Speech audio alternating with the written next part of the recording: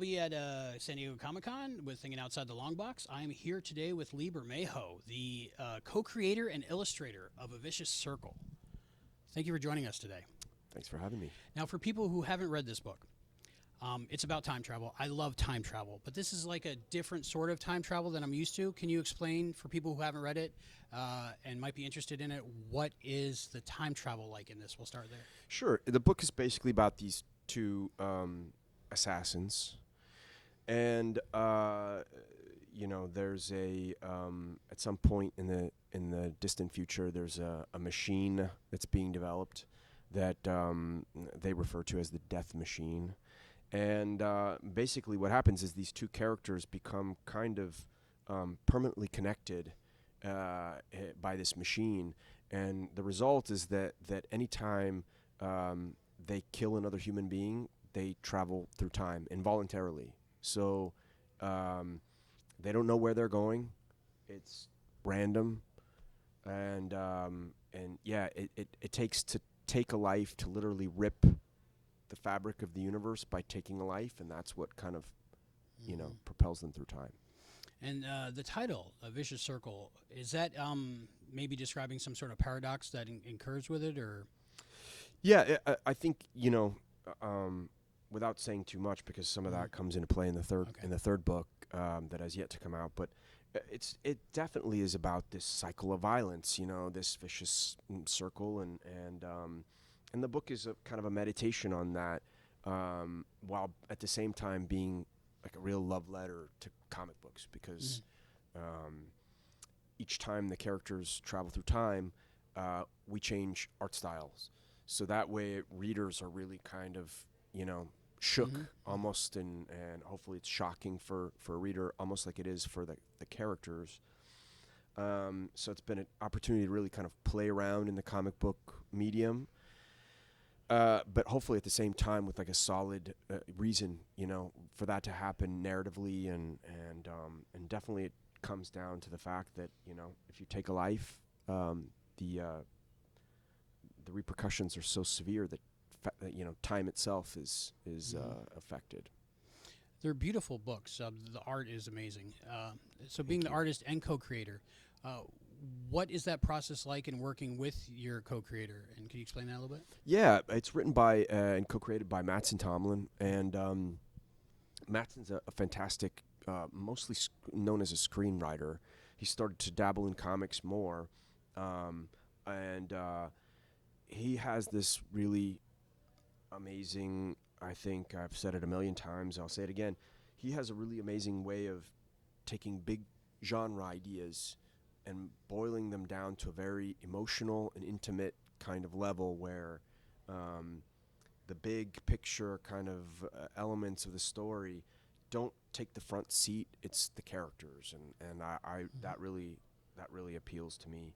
I'm not sure if that answered your question, but that's good. Working with Boom Studios, what's that like for you, and is it good to have that support system behind you when you're creating? Most definitely. I mean, Boom, we took this project to a few different people, and we knew we wanted a very specific format.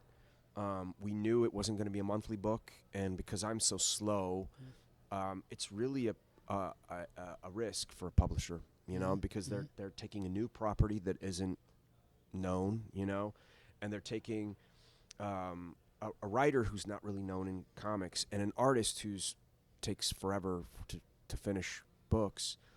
So it wasn't going to be a monthly book. It was going to be kind of a staggered release. That's not an easy sell in the comics market, and for Boom to be able to have our backs the way they have, that to me it really means something, because there's not a lot of publishers in this industry, and I know this, that would be willing to do that and be as supportive. And I mean, the final product itself, it's printed beautifully. It's just, such high quality. It just looks like something that it looks like the thing we wanted to do. So from that point of view, I mean, I really couldn't be happier, and Boom has been fantastic. In an age where a lot of this is happening digitally now, To come out in this high quality of a format and to actually hold it in your hand is something special. Yeah, definitely. Yeah, I agree. Yeah, it's I'm a big fan of physical media, Mhm. you know,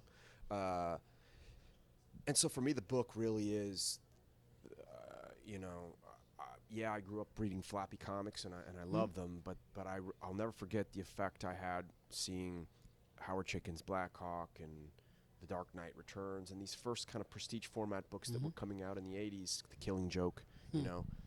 And I just remember those looking and feeling like something different, you know, and the format itself told a story and it was such a beautiful kind of object. It wasn't it's not to say that a floppy is not a beautiful object, but it's just to say it elevated things a little bit. From the inception of this project, was that format always in your back of your mind? Yeah, most definitely. I'm a big fan of French comics, French BD. I live overseas, and when we first broke down the structure of the story, and we knew we wanted to be 3 48-page books, the first thing I wanted to do was really push this format larger. You know, you can kind of see the art better. I think it works for my stuff. It works better. Yeah. And I just like that format. You know, Yeah. I find it appealing, and from what I do, it works well. For me, it seems more fully immersive, maybe. Yeah, it's widescreen too. You know, it's broader than a normal comic. So, like a double-page spread feels very much like a widescreen still frame of a movie. So yeah, it's a cool format. I mean, I know retailers have their issues with it, you know, Because it doesn't quite fit on that rack or this rack or something. Yeah, even collectors I've heard, you know, how can I bag and board it? And you know, Somebody's got to make one, right? oh, Sure, it's out there. these guys have bags and boards for 'em here, so Yeah. they clearly exist. Book 3 is coming out soon, right? No, not soon. Not soon, but not soon. I but you're can't working say on that. it? Yeah, yeah. It's yeah. coming out eventually at some point. Absolutely. Well, yeah. Okay. Yeah. As we said, the plan was from the beginning to kind of, it's not a monthly book. The release of each issue will definitely be staggered. I think there's 7 months between the first one and this issue. Do you have an ending in sight, or do you have different ways you can go depending on how long you are putting the book out? Oh no, it's the ending is the ending. Okay. We had the ending from the very beginning. Okay. I mean, that was when we pitched the book, we had the ending, you know. So it's definitely very specific, and we've been working toward this, you know, I think we started working on this book. Mattson and I started talking about it, I want to say in March of 2020. So we've been working on this for years, you know, and yeah. Well, it's definitely a labor of love. You can tell when you read the book.